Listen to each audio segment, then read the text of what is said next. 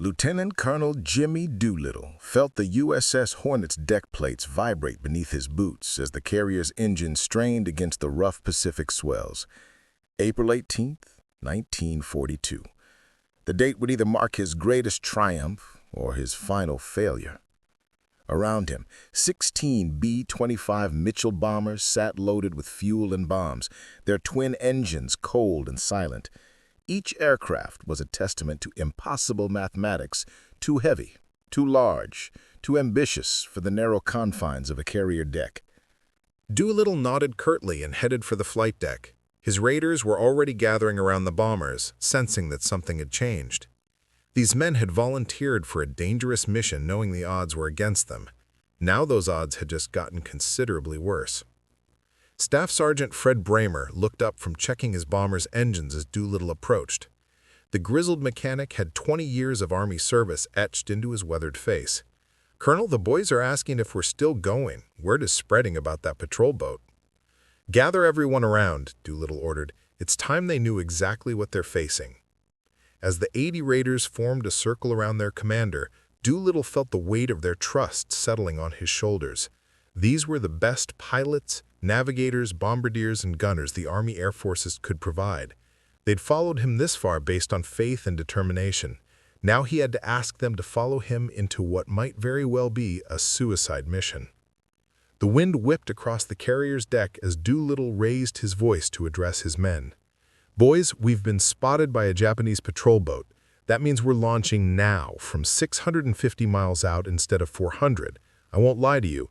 The extra distance means some of us might not make it to China." He paused, studying the faces around him. Not one man stepped back. Not one showed fear. They'd come too far to quit now. "But here's what I know," Doolittle continued, his voice carrying over the engine noise from the carrier's power plant. 4 months ago, the Japanese Navy sailed into Pearl Harbor and sucker-punched us while we slept. They sank our battleships, killed our sailors, and figured they'd broken America's will to fight. Today, we're going to show Emperor Hirohito and his generals that they made a very serious mistake. The idea that would become the Doolittle Raid was born in the mind of a submariner, not an aviator. Captain Francis Lowe had been studying a map of the Pacific in Admiral Ernest King's office when inspiration struck like lightning. If Army bombers could take off from Navy carriers, America could strike Japan itself, while the Imperial Navy's attention remained focused on advancing through the South Pacific. The concept was audacious to the point of madness. No twin-engine bomber had ever attempted a carrier takeoff. The logistics alone seemed impossible. Fuel, bombs, navigation across hundreds of miles of open ocean, and somehow reaching friendly airfields in China after the attack. But in the dark days following Pearl Harbor, impossible ideas were the only ones worth pursuing. Lieutenant Colonel James Doolittle had built his reputation on impossible aviation feats. He'd won the first Bendix Trophy race, set speed records that stood for decades, and pioneered blind flying techniques that revolutionized aviation. When General Henry Hap Arnold called him to Washington in January 1942, Doolittle knew he was being offered something special. "Jimmy, I need someone to make the impossible happen," Arnold had said during their meeting in the Pentagon's still under construction hallways. "The president wants to hit Japan, not just bomb some outlying island, but strike the homeland itself. Show the Japanese people that their military can't protect them." The political implications were staggering. President Franklin Roosevelt needed something to restore American morale after months of devastating defeats. The Philippines were falling, Singapore had surrendered, and Japanese forces seemed unstoppable across the Pacific.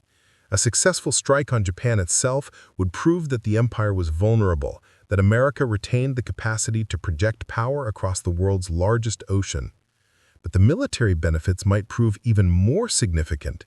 Japanese strategy relied on maintaining a defensive perimeter far from the home islands. If American bombers could appear over Tokyo, it would force Japan to recall precious fighters and anti-aircraft guns from offensive operations. Every zero defending Japanese cities was one fewer attacking Allied positions in the South Pacific. Doolittle accepted the assignment immediately, though he insisted on leading the mission personally. Arnold had argued against it. Losing the Army Air Force's most experienced test pilot over Japan would be a devastating blow, but Doolittle was adamant. He would ask no man to face risks he wouldn't share. Extensive modifications were necessary. Extra fuel tanks replaced the ventral gun turret. The Norden bomb sight was removed in favor of a simplified 20-cent sight that bombardier navigator Ted Lawson had devised. Defensive armament was stripped to save weight. Every unnecessary pound was eliminated to extend the bomber's range. Finding volunteers proved surprisingly easy. When word spread quietly through Army Air Force's bases that an unspecified, dangerous mission required aircrew volunteers, applications flooded in. Doolittle and his staff carefully screened each candidate, looking for men with extensive flight experience and unshakable nerves. They also looked for men without families, though this criterion was never officially acknowledged. The selected crews reported to Eglin Field in Florida for intensive training. Here, they practiced short-field takeoffs repeatedly, learning to get their heavily loaded bombers airborne in distances no B-25 had ever attempted. They studied aircraft recognition, navigation techniques, and survival procedures. Most importantly, they bonded as a unit. Captain Ted Lawson, pilot of the ruptured duck, would later write about those weeks at Eglin Field. The crews developed a casual camaraderie that masked their understanding of the mission's dangers. They knew they were preparing for something extraordinary, even if the specific details remained classified. The constant presence of security personnel and the unusual nature of their training made it clear this was no ordinary assignment. Meanwhile, the Navy faced its own challenges. The USS Hornet, one of America's newest aircraft carriers, was selected to transport the bombers.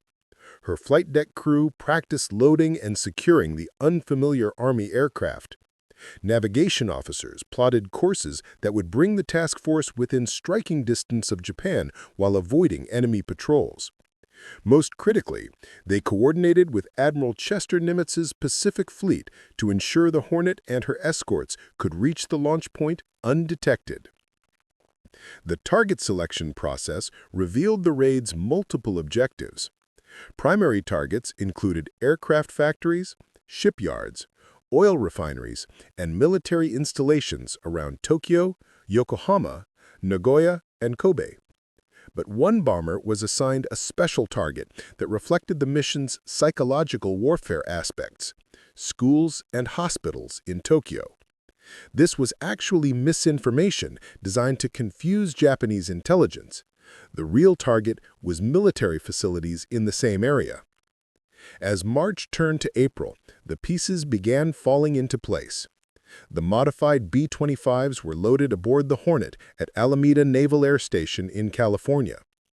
Curious observers wondered why Army bombers were being loaded onto a Navy carrier, but security was tight. Even the Hornet's crew wasn't told their destination until they were well at sea. Captain Mark Mitcher, the Hornet's commanding officer, faced unique challenges. Her ship had never operated with such unusual cargo. The B-25's wingspan barely fit the carrier's flight deck, leaving no room for normal flight operations. If the Hornet encountered enemy aircraft before launching the bombers, she would be defensively helpless. The departure from Alameda on 2nd April was carefully orchestrated. Families gathered to see off their loved ones, not knowing whether they were witnessing a final goodbye. Doolittle's wife Jo and their 2 sons were present, though Jimmy couldn't tell them where he was going or when he might return. The scene was repeated throughout the task force as sailors and airmen prepared for a mission whose outcome remained uncertain. Task Force 16 consisted of the Hornet and Enterprise, their escort of cruisers and destroyers, and 2 fleet oilers for refueling. Admiral Halsey commanded from the Enterprise, while Doolittle and his raiders remained aboard the Hornet. The 2 carrier groups maintained radio silence as they steamed westward across the Pacific, hoping to avoid detection until the bomber's launch. Daily life aboard the carriers settled into a routine of preparation and waiting. Doolittle's crews continued studying their target photographs and rehearsing procedures. Navy officers refined navigation calculations and monitored intelligence reports. Everyone understood that success depended on precise timing and flawless execution. The international implications were equally complex. China had agreed to accept the bombers after their attack, but coordination was difficult. Chinese airfields lacked adequate fuel and maintenance facilities. More problematically, Japanese forces were advancing through eastern China, potentially threatening the planned landing sites. If the bombers couldn't reach Chinese airfields, they would be forced to crash land or bail out over occupied territory. Weather added another variable to an already complex equation. Pacific storms could scatter the task force or prevent the bombers from finding their targets. Cloud cover over Japan might protect the raiders from fighters, but would also complicate navigation and target identification. Every meteorological report was studied carefully as the task force approached the launch point. As the task force crossed the international dateline, the tension aboard both carriers was palpable. They were now operating in waters patrolled by Japanese submarines and aircraft. Every radar contact brought the possibility of discovery and attack. The task force's course took them north of the regular shipping lanes, but Japanese patrols were becoming more frequent as they approached the home islands. Lieutenant Edgar McElroy, pilot of the bomber Hari Carrier, spent hours reviewing his target folder. His assigned objective was an aircraft factory on Tokyo's outskirts, one of several facilities producing fighters for the Imperial Navy. The intelligence photographs showed a complex of buildings surrounded by residential areas. McElroy and his bombardier practiced their approach repeatedly, knowing they would have only one chance to hit their target accurately. Similar preparations were underway throughout the Hornet. Navigator Lieutenant Henry Potter refined his calculations for the overwater flight to Japan. Radio operator Staff Sergeant Paul Leonard tested his equipment and memorized emergency frequencies. Gunner Sergeant David Thatcher cleaned his weapons and studied aircraft recognition silhouettes. Each man understood his role in the larger mission. The psychological preparation was equally important. These men were volunteering for a mission with uncertain odds of survival. They dealt with the stress in different ways, some through humor, others through quiet reflection. Many wrote letters they hoped would never be delivered. All of them drew strength from the knowledge that their mission could change the course of the war. Captain Ross Greening, an accomplished pilot and artist, sketched scenes of life aboard the carrier during the voyage. His drawings captured both the tension and camaraderie among the raiders. Years later, these sketches would provide invaluable insights into the men's state of mind during those final days before the attack. The international law aspects of the raid generated considerable debate among Washington's policymakers. Attacking civilian areas would violate the Geneva Conventions, but many of Japan's military targets were located in populated districts. The solution was to focus exclusively on military and industrial objectives, while accepting that some civilian casualties were inevitable. This policy would later influence American strategic bombing doctrine throughout the war. By April 17th, Task Force 16 was approaching the planned launch point 400 miles off Japan's coast. Final preparations began as mechanics performed last-minute checks on the bomber's engines. Ordnance crews verified that each aircraft carried the correct bomb load for its assigned targets. Navigation officers provided final weather updates and course corrections. The men tried to rest, knowing the next day would bring either triumph or disaster. Some gathered in small groups to share stories or play cards. Others wrote in journals or read letters from home. The ship's chaplain held informal services for those who sought spiritual comfort. Throughout the Hornet, the atmosphere was one of calm determination mixed with underlying tension. In his cabin, Doolittle reviewed the mission one final time. Every detail had been planned and rehearsed, but he knew that combat rarely followed even the best-laid plans. His greatest concern was the weather over Japan. Cloud cover could protect his bombers from fighters, but would also make target identification difficult. He also worried about the Chinese airfields. Intelligence reports suggested the Japanese forces were advancing towards several of the planned landing sites. The vessel was indeed Japanese, a 150-foot patrol boat bristling with radio antennas. Even as the Nashville approached, smoke poured from its stack and radio signals crackled from its transmitters. The Japanese crew had spotted the American task force and was broadcasting the discovery to every Imperial Navy unit within 1,000 miles. The Nashville's guns opened fire at 0738 hours, sending the patrol boat number 23 Nitomaru to the bottom of the Pacific. But the damage was done. For nearly an hour, the small vessel had been transmitting position reports and contact information. Every minute that Task Force 16 remained in these waters brought the Japanese Navy closer to a devastating counterattack. Aboard the Hornet, Lieutenant Colonel Doolittle was summoned to the bridge as reports of the engagement filtered through the task force. He found Admiral Halsey studying charts and weather reports, his jaw set in the grim expression of a commander facing an impossible choice. The patrol boat's discovery had accelerated everything by at least 12 hours. "Jimmy, we're launching now," Halsey announced without preamble. 650 miles out instead of 400. I know what that means for your fuel margins, but I can't keep this task force in enemy waters any longer. Doolittle absorbed the implications instantly. The extra 250 miles would push his bombers beyond their calculated range limits. Instead of arriving at Chinese airfields with minimal fuel reserves, they would be flying on empty tanks and prayers. Some crews might not make it at all. But the alternative was abandoning the mission entirely. "Give me 1 hour to brief my men and complete final preparations," Doolittle requested. "We'll be ready to launch at 0800 hours." The announcement sent shockwaves through the Hornet's crew. Sailors who had spent weeks preparing for this moment suddenly found themselves racing against time to complete final checks and preparations. The 16 B-25s had to be armed, fueled, and positioned for takeoff in less than 60 minutes. It was organized chaos on the most magnificent scale. Aviation Machinist's Mate First Class Tony Kapua led a team of mechanics performing last-minute engine inspections. Each bomber's twin Wright R2600 Cyclone engines had to be absolutely perfect.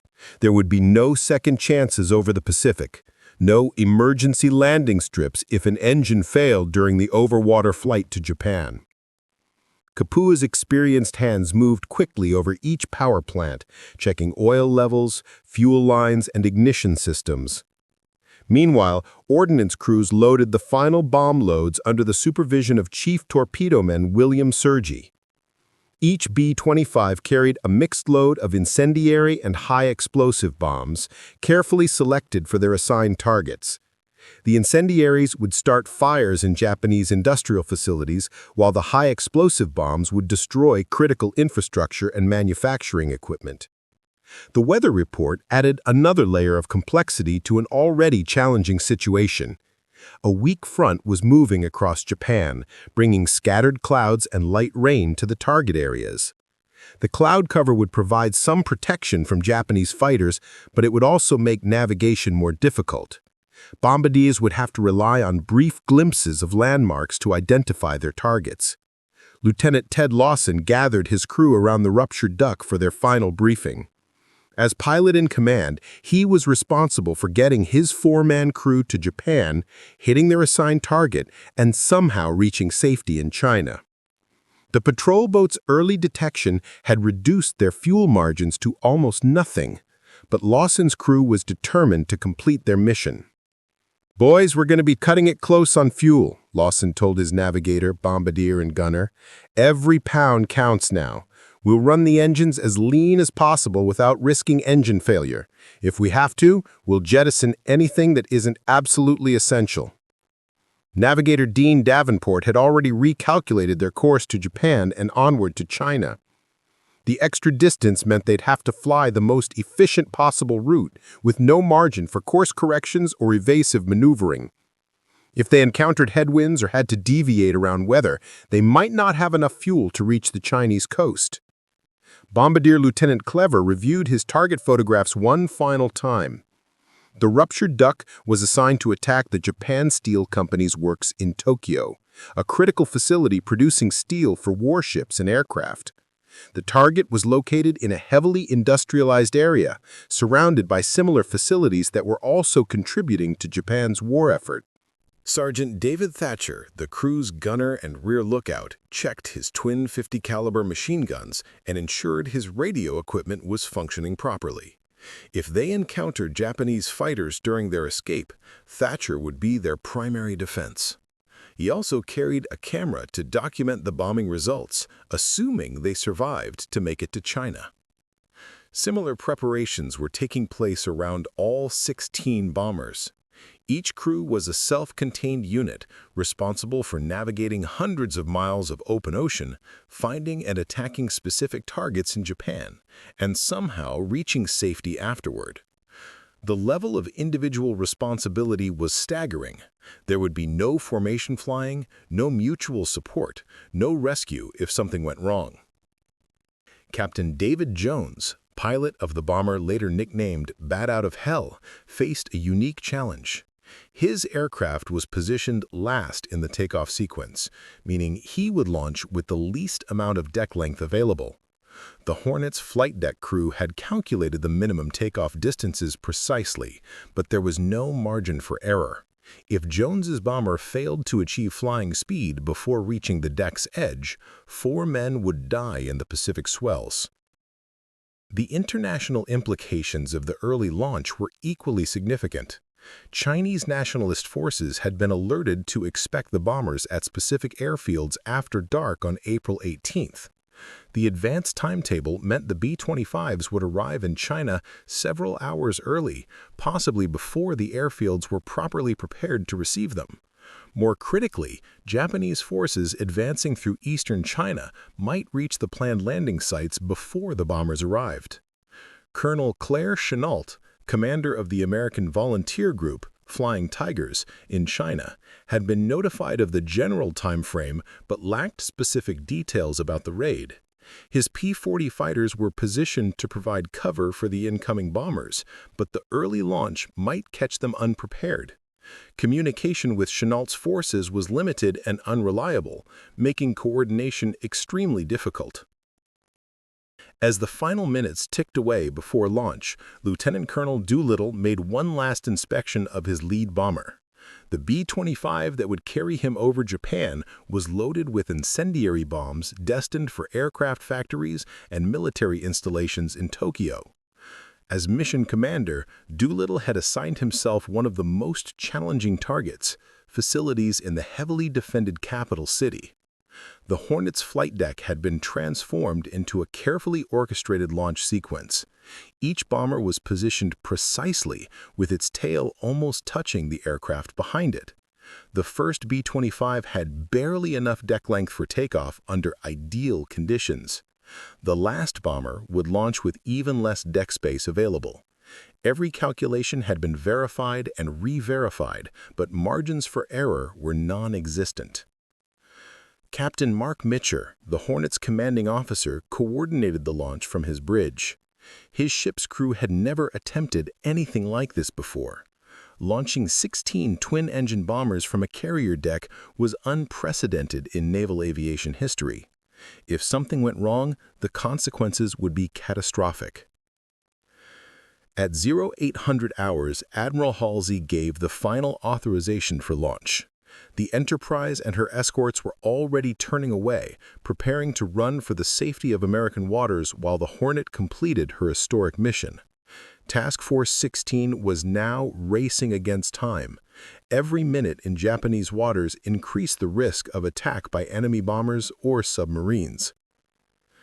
The sound of aircraft engines filled the morning air as Doolittle's crew prepared for takeoff. His B-25's Wright Cyclone engines had been warmed and tested, navigation equipment had been checked and rechecked, bomb loads had been verified and armed. Everything that human skill and planning could accomplish had been done. The rest was up to fate, weather, and the determination of 80 American volunteers who had accepted a mission with no guaranteed way home. As Doolittle's bomber moved into position at the head of the launch sequence, the full magnitude of what they were attempting became clear. 16 B-25 Mitchell bombers were about to take off from a carrier deck and fly 650 miles across the Pacific to attack the Japanese homeland. No one had ever attempted anything like this before. The physics were questionable, the logistics were staggering, and the chances of all crews surviving were minimal. But 4 months after Pearl Harbor, America was finally ready to strike back. The first B-25 Mitchell bomber lifted off the USS Hornet's deck at 0820 hours on April 18, 1942. Lieutenant Colonel James Doolittle felt his aircraft struggle into the air with barely 50 feet of deck remaining, its engines straining against the weight of extra fuel tanks and bomb loads. Behind him, 15 more bombers waited their turn to attempt the impossible, launching fully loaded medium bombers from a carrier deck in rough seas, hundreds of miles from the nearest land. As Doolittle's bomber climbed slowly away from the task force, he could see the Pacific stretching endlessly toward the western horizon. Somewhere beyond that horizon lay Japan, unaware that American bombers were already airborne and heading for the home islands. The element of surprise remained intact, but barely. Every minute that passed brought Japanese search aircraft closer to discovering Task Force 16. The second bomber, piloted by Lieutenant Travis Hoover, followed Doolittle into the gray morning sky.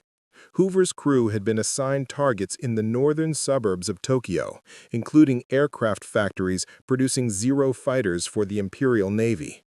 Like all the raiders, they carried detailed target folders showing the precise locations of their objectives. Unlike previous American bombing missions, there would be no formation flying, no mutual protection. Each crew was on its own from takeoff to landing. Captain Ted Lawson watched from the ruptured duck's cockpit as the bombers ahead of him successfully cleared the Hornet's deck. His aircraft was number 7 in the launch sequence, giving him time to observe the takeoff techniques that were working.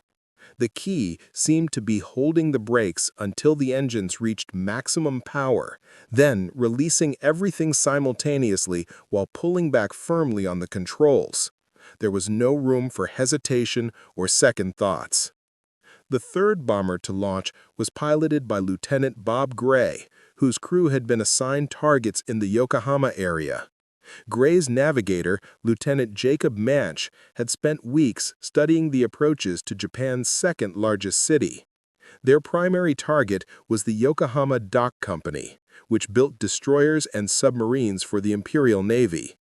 Secondary targets included oil storage facilities and aircraft manufacturing plants. Behind Gray came Lieutenant Everett Brick Holmstrom in the fourth bomber. Holmstrom's crew faced perhaps the most challenging navigation problem of the entire raid. Their targets were located in Nagoya, several hundred miles southwest of Tokyo. After attacking the Mitsubishi Aircraft Works, they would have to fly even further to reach the Chinese airfields, pushing their fuel reserves to the absolute limit. The launch sequence continued with mechanical precision despite the rough seas and cloudy skies. Each takeoff was a calculated risk that paid off through skill, preparation, and a measure of luck. The Hornet's deck crew had practiced this operation repeatedly, but nothing could have prepared them for the reality of launching 16 heavily loaded bombers in combat conditions. Lieutenant Donald Smith's bomber was fifth off the deck, followed by Lieutenant Dean Hallmark in number 6. Smith's crew was assigned to attack the Konika Oil Company's facilities in Tokyo, while Hallmark's targets included the Japan Steel Company's works in the same city. Both crews understood that they would be attacking heavily defended targets in the enemy capital. Success would require not only navigation skill, but also the ability to identify and hit small targets while under fire from anti-aircraft guns. As the ruptured duck moved into launch position, Ted Lawson felt the familiar pre-flight anxiety that every pilot experiences before a dangerous mission. But this was unlike any mission he had ever flown. They were about to attack Japan itself, striking at the heart of an empire that had seemed invulnerable just 4 months earlier. The psychological impact of American bombers over Tokyo would be immeasurable, regardless of the physical damage they inflicted. The 7th bomber launched successfully, followed by Lieutenant Bauer in number 8. Bauer's crew had been assigned targets in the Yokohama-Tokyo area, including the Ogura Oil Company's refinery complex. The destruction of oil facilities would directly impact Japan's ability to fuel its military operations throughout the Pacific. Every gallon of aviation fuel that went up in flames would be 1 less gallon available for Japanese fighters and bombers. Lieutenant Edgar McElroy's bomber, the 9th to launch, carried a crew that had become known throughout the Hornet as the Professors due to their intellectual approach to mission planning. McElroy and his men had analyzed every aspect of their assigned targets, calculating precise approach headings, bomb release points, and escape routes. Their primary objective was the Tachikawa airfield, one of Japan's most important fighter production facilities. The 10th bomber was piloted by Lieutenant Jack Hilger, whose crew faced the challenge of attacking military targets in the heavily defended Tokyo area. Japanese fighter squadrons based at nearby airfields would undoubtedly respond quickly to reports of American bombers over the capital. Hilger's escape route would take him directly over some of Japan's most important military installations. As more bombers successfully launched, the mood aboard the Hornet shifted from tense anticipation to cautious optimism. The takeoff procedures that had seemed impossible during training were working under combat conditions. Each successful launch brought them closer to completing the most audacious operation in American military history. Lieutenant Harry Carrier in Bomber 11 carried a crew that had adopted their aircraft's macabre name with characteristic gallows humor. Pilot Lieutenant Donald Lawson, no relation to Ted Lawson, and his men were assigned to attack the Nakajima Aircraft Company's engine factory in Tokyo. The facility produced the powerful radial engines that powered Japanese fighters and bombers throughout the Pacific theater. The 12th bomber, piloted by Lieutenant William Jones, faced navigation challenges that would test even experienced aircrew. After attacking targets in the Yokohama area, Jones and his crew would have to find their way across hundreds of miles of occupied Chinese territory to reach friendly airfields. Japanese forces controlled much of eastern China, making the final leg of their journey extremely dangerous. Lieutenant Denver Truelove's bomber was 13th in the launch sequence, carrying a crew that had volunteered for the mission despite having families waiting at home. Truelove's wife had given birth to their first child just weeks before the Hornet departed California. Like many of the raiders, he had written letters that would only be delivered if he failed to return from the mission. The 14th bomber, piloted by Lieutenant Horace Crouch, carried perhaps the most unusual crew member among all the raiders. Corporal Leland Factor, the crew's gunner, had been born in Russia and immigrated to the United States as a child. His ability to speak several languages made him potentially valuable if they were forced down in occupied territory, though it also made him a particular target for Japanese interrogators. Lieutenant William Farrow's bomber was 15th in the launch sequence, followed by the final aircraft piloted by Lieutenant David Jones. Both crews faced the additional challenge of launching with less deck space available than the earlier bombers. The Hornet's flight deck crew had calculated the minimum distances required, but margins for error were essentially non-existent. As the final bomber cleared the carrier's deck at 0920 hours, the Hornet immediately began turning away from Japan. Captain Mitcher's ship and her escorts had accomplished their mission, delivering 16 B-25 bombers within striking distance of the Japanese home islands. Now Task Force 16 faced the dangerous journey back to American waters, racing to escape before Japanese bombers could locate and attack them. The 16 raiders spread out across the western Pacific, each crew navigating independently toward their assigned targets in Japan. Radio silence was mandatory. Any transmission could alert Japanese defenders to their approach. Navigation had to be precise, but relied entirely on dead reckoning and celestial observations. Weather conditions were deteriorating, with cloud cover increasing as they approached the Japanese coast. Lieutenant Colonel Doolittle, flying in the lead bomber, faced the additional responsibility of mission command while also serving as pilot of his own aircraft. His crew included some of the most experienced navigators and bombardiers in the Army Air Forces, but even their expertise would be tested by the challenges ahead. They were flying into the most heavily defended airspace in the Pacific, with no fighter escort and no possibility of rescue if they were shot down. The psychological warfare aspects of the mission were as important as the physical damage the bombers might inflict. For months, Japanese propaganda had assured the home island's population that they were safe from American attack. The appearance of B-25s over Tokyo would shatter that confidence and force Japan to divert precious resources to home defense. Anti-aircraft guns protecting Japanese cities meant fewer guns available for frontline operations in the South Pacific. As the morning progressed, weather conditions over Japan began to deteriorate exactly as the meteorologists had predicted. Lieutenant Colonel Doolittle's bomber was the first to encounter the cloud banks building up over the Japanese coast. At 1200 hours, 6 hours after launching from the Hornet, the distinctive outline of Honshu Island emerged through the haze ahead. Doolittle felt his pulse quicken as he reduced altitude to 1,500 feet, the predetermined attack height that would maximize bombing accuracy while minimizing exposure to anti-aircraft fire. Behind him, his bombardier Lieutenant Richard Cole was already preparing the bomb bay doors and arming the incendiary devices that would soon rain down on Japanese aircraft factories. The element of surprise remained complete. Japanese radar operators, focused on tracking ships rather than aircraft, had failed to detect the incoming bombers.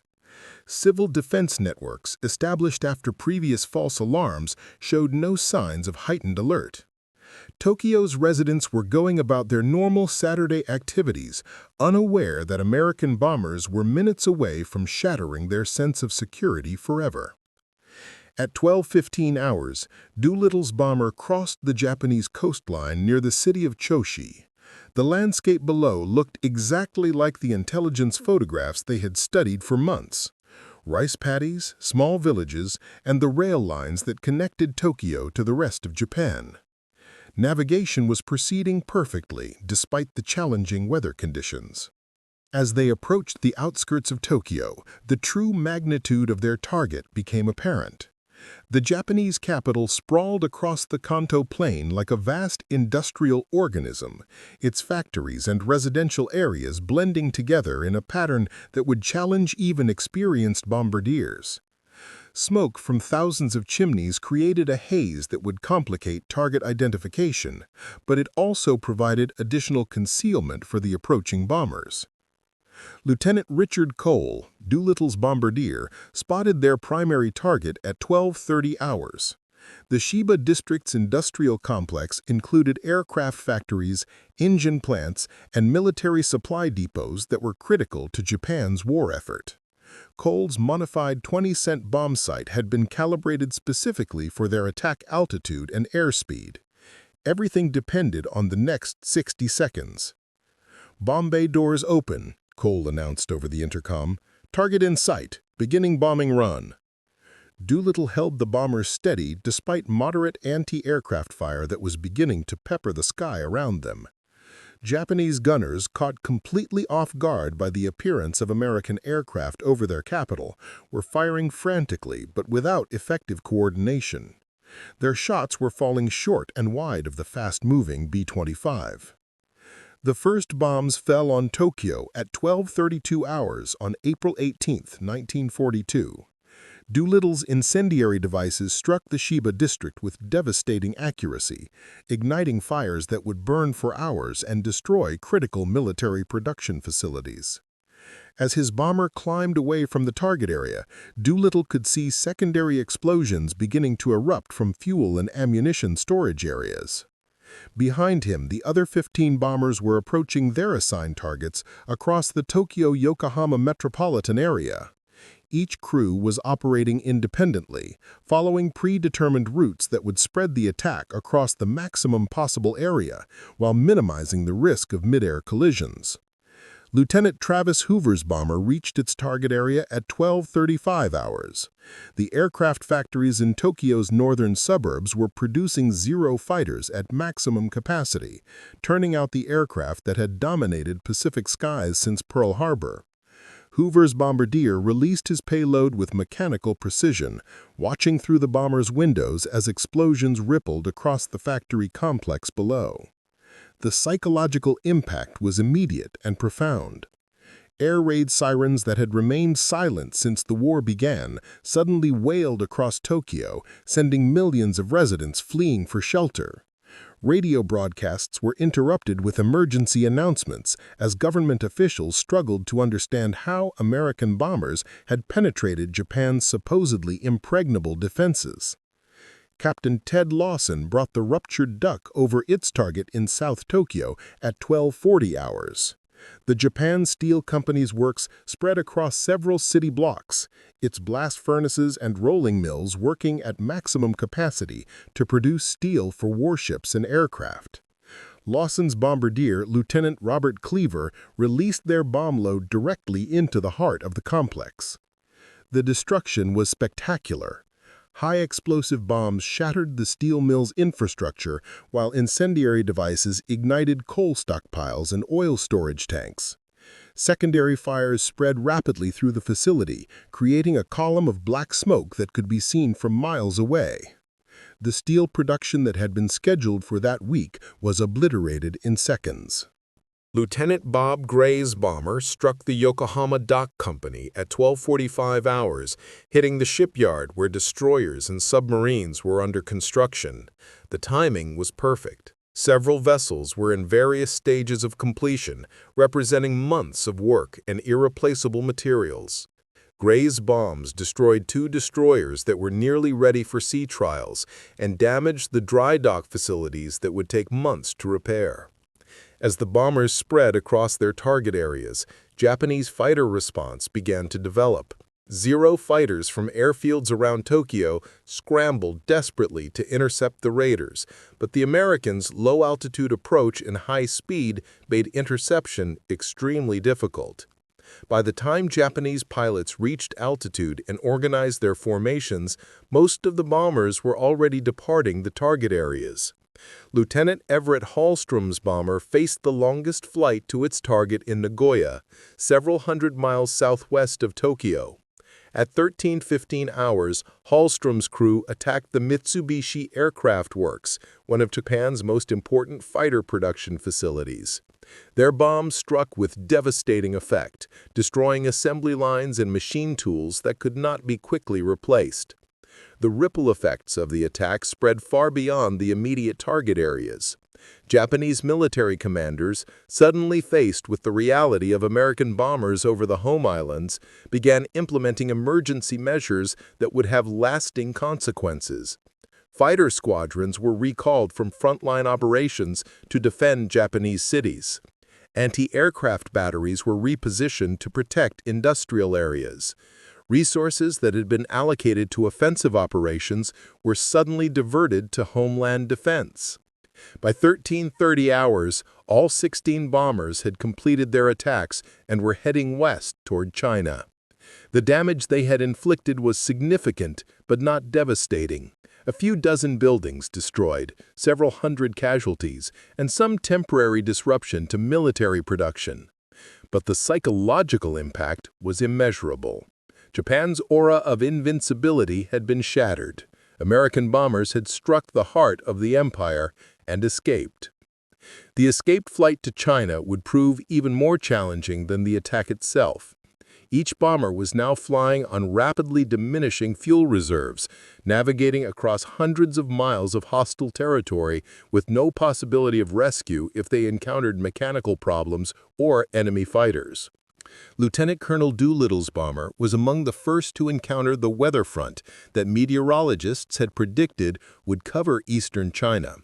As they crossed the East China Sea, visibility dropped to near zero in driving rain and turbulence that threatened to tear the aircraft apart. Navigation became a matter of dead reckoning and prayer as landmarks disappeared in the storm. Behind him, the other 15 crews were facing similar challenges. Fuel gauges showed critically low levels as they fought headwinds that reduced their ground speed and increased consumption. Several pilots began calculating whether they had enough fuel to reach the Chinese coast, much less the designated airfields inland. Captain Ted Lawson was piloting the ruptured duck when disaster struck at 1900 hours. Flying at barely 500 feet above the storm-tossed East China Sea, his bomber began losing power from the port engine. Oil pressure was dropping rapidly, and the engine was running rough. Lawson faced an agonizing decision: attempt to reach the Chinese coast on one engine or ditch in the sea while he still had some control. "We're not going to make it to the airfield," Lawson announced to his crew over the intercom. "I'm going to try to reach the coast and find a beach to crash land on." Navigator Dean Davenport was already plotting their position relative to the Chinese coastline. According to his calculations, they were still 40 miles from land, a distance that might as well have been 400 miles with a failing engine and nearly empty fuel tanks. The ruptured duck limped toward the coast as Lawson nursed every bit of performance from the remaining engine. At 1930 hours, the outline of land appeared through the rain and darkness ahead. It wasn't one of their designated airfields, but it was solid ground. Lawson began preparing for the most challenging landing of his career. Similar dramas were playing out across the skies over eastern China. Lieutenant William Farrow's bomber ran out of fuel 50 miles inland and crash-landed in a rice paddy. The crew survived the impact, but found themselves in territory controlled by Japanese forces. They would spend the rest of the war as prisoners, facing interrogation and brutality that would test their courage in ways the mission planners had never anticipated. Lieutenant Dean Hallmark's bomber also fell short of the designated airfields. After crash landing near the coast, Hallmark and his crew were captured by Japanese forces within hours. They too would face the horror of imprisonment and the knowledge that their families would not know their fate for years. But other crews were more fortunate. Lieutenant Travis Hoover managed to reach an airfield near Chuchao, though his bomber was too damaged to fly again. The Chinese reception was everything they had hoped for: a warm welcome, medical attention for minor injuries, and immediate arrangements for evacuation to safety. Lieutenant Bob Gray's crew bailed out over friendly territory when their fuel ran out just short of an airfield. Chinese guerrilla forces found them within hours and began the dangerous journey to escort them through Japanese-occupied territory to safety. The Chinese people, despite facing brutal retaliation from Japanese forces, showed remarkable courage in helping the American airmen. Lieutenant Colonel Doolittle himself faced a challenging landing when his bomber's fuel supply was exhausted over mountainous terrain in eastern China. He ordered his crew to bail out in darkness and rain, not knowing whether they would land in friendly or hostile territory. By extraordinary luck, they parachuted into an area controlled by Chinese nationalist forces. The reunion with his crew the next morning was emotional for Doolittle.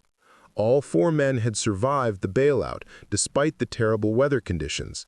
Chinese villagers had found them during the night and provided shelter, food, and warm clothing. The mission commander, who had worried about every detail of the attack, suddenly found himself dependent on the kindness of strangers.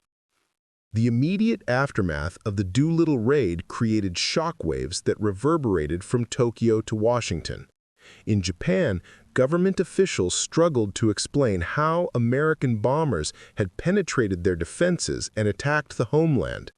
The propaganda that had assured the Japanese people of their invincibility was suddenly exposed as wishful thinking. Emperor Hirohito himself demanded explanations from his military commanders. How had 16 enemy bombers reached Japan undetected?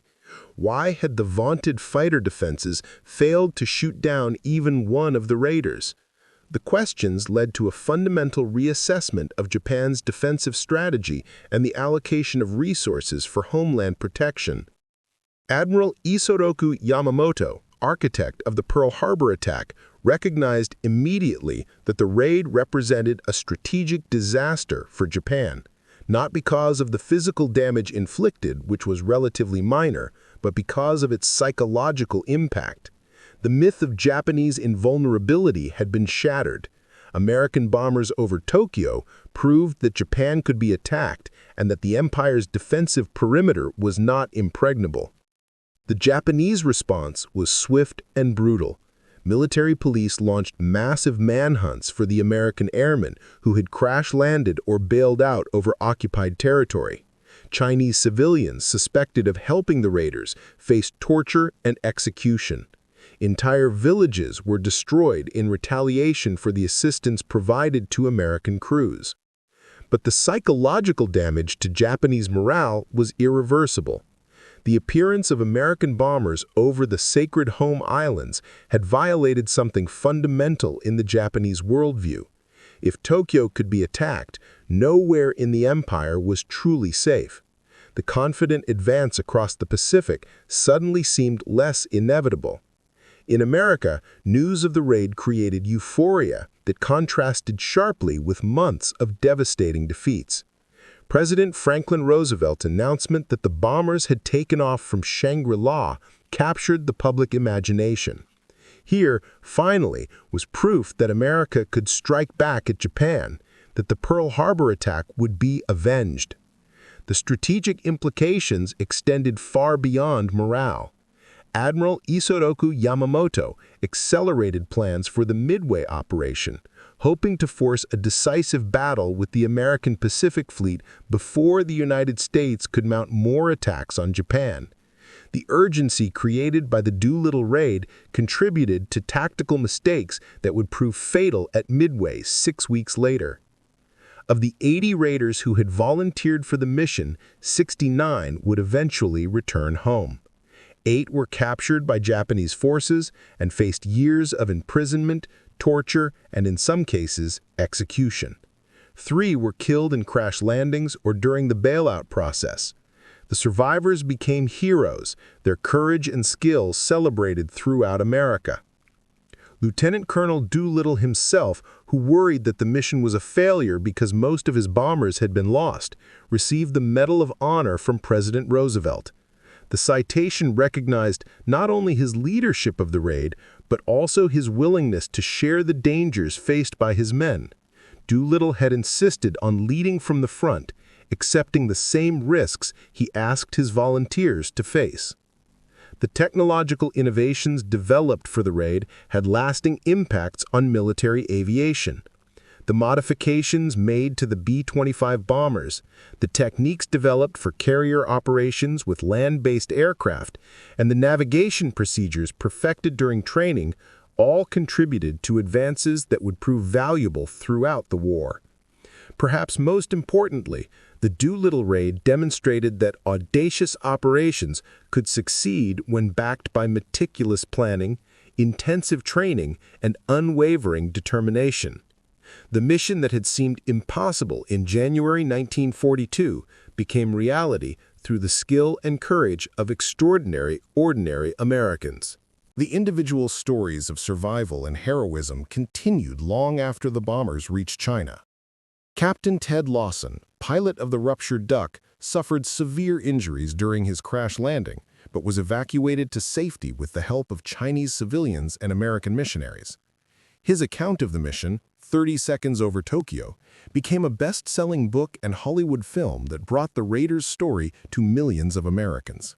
Lieutenant Robert Hite, captured after his bomber crashed in occupied China, endured 40 months of imprisonment by Japanese forces. His survival of torture, malnutrition, and psychological warfare testified to the resilience that had made him a volunteer for the original mission. When he finally returned home in 1945, he weighed less than half his pre-war weight, but retained the unbroken spirit that had carried him through the darkest moments. The Chinese people who helped the raiders paid a terrible price for their courage. Japanese forces launched the Xiaqin Jiangxi campaign in retaliation, killing an estimated 250,000 Chinese civilians in provinces where the American airmen had landed. The brutality of this reprisal demonstrated both the strategic impact of the raid and the barbaric nature of Japanese occupation policies. 75 years after 16 B-25 bombers lifted off from the USS Hornet's pitching deck, the Doolittle Raid remains one of the most audacious military operations in American history. What began as a desperate attempt to restore national morale after Pearl Harbor became a turning point that helped shift the momentum of the Pacific War. The raid's success lay not in the physical damage inflicted, though the destruction of Japanese aircraft factories and military facilities was significant, but in its psychological impact. For the first time since Pearl Harbor, Americans had struck directly at Japan. The empire that had seemed invincible was revealed to be vulnerable. The defensive perimeter that Japanese strategists considered impregnable had been penetrated by American bombers.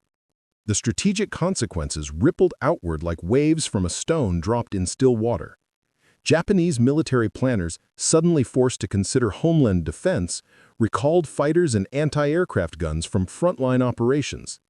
The confidence that had driven Japan's expansion across the Pacific was replaced by nagging doubt about the empire's ability to protect itself. Admiral Yamamoto's decision to accelerate the Midway operation, driven partly by the need to eliminate American carrier forces before they could mount more raids on Japan, led directly to the devastating Japanese defeat in June 1942. The victory at Midway, which broke the back of Japanese naval aviation, might not have occurred without the psychological pressure created by Doolittle's raiders. The 80 men who volunteered for the mission represented the best of American military tradition, ordinary citizens who stepped forward when their country needed extraordinary service. They came from farms and cities, from technical schools and universities, from every corner of America. What united them was a willingness to accept exceptional risk for the chance to strike back at an enemy that had seemed untouchable. Their courage was matched by the skill and determination of the thousands of sailors, mechanics, and support personnel who made the mission possible. The USS Hornet's crew, who had never attempted anything like launching Army bombers from a carrier deck, performed flawlessly under combat conditions. The task force commanders who risked precious aircraft carriers to deliver the bombers within range of Japan showed the kind of aggressive leadership that would eventually win the Pacific War. Perhaps most importantly, the raid showed that America retained the capacity for bold action even in the darkest hours of the war. When the Philippines were falling, when Singapore had surrendered, when Japanese forces seemed unstoppable across the Pacific, 16 B-25 bombers proved that the enemy was not invincible. The thunder over Tokyo echoed around the world, carrying a message that Japan's enemies would not be deterred by early defeats or intimidated by the empire's reputation for military prowess. The story of the Doolittle Raiders continues to inspire new generations of Americans who face their own challenges and uncertainties. In an age when the problems confronting the nation often seem insurmountable, the example of 80 volunteers who accepted a mission with no guaranteed way home remains powerfully relevant. Their willingness to risk everything for the chance to serve their country and protect the values they cherished offers a timeless lesson in courage, sacrifice, and determination. As the sun set on April 18, 1942, and the last of the raiders disappeared into the darkness over China, the thunder over Tokyo had already begun to fade. But its echo would resonate through the remaining years of World War II and beyond, a reminder that free people, when united in common cause and led by extraordinary courage, can accomplish things that seem impossible. The 16 bombers that lifted off from the Hornet's deck that morning carried more than bombs. They carried the hopes and determination of a nation that refused to accept defeat. The Doolittle Raid was over, but its legacy had just begun. Thank you for joining me on this incredible journey through one of World War II's most daring operations. This story of courage, sacrifice, and determination required extensive research and countless hours to bring to life in this novel-length format. If this epic tale of the Doolittle Raiders moved you, inspired you, or simply entertained you during these past hours, I'd be tremendously grateful if you'd show your support. Please hit that like button to let me know you enjoyed this deep dive into history. Share this story with friends, family members, or anyone who appreciates tales of extraordinary courage and ingenuity. Your shares help these stories reach people who might never otherwise discover them. Most importantly, subscribe to the channel and ring that notification bell. I'm committed to bringing you more epic, novel-length historical narratives like this one. From ancient battles to modern conflicts, from forgotten heroes to well-known legends, there are countless incredible stories waiting to be told in this detailed, immersive format. Your subscription and engagement make it possible for me to dedicate the time and resources necessary to research, write, and produce these comprehensive historical narratives. Together, we're keeping these vital stories alive for new generations to discover and learn from. What story would you like to hear next? Leave your suggestions in the comments below. Until our next adventure into history, remember the courage of those who came before us, and never forget that ordinary people can accomplish extraordinary things when they're willing to risk everything for what they believe in. Thank you for being part of this community of history lovers. I'll see you in the next story.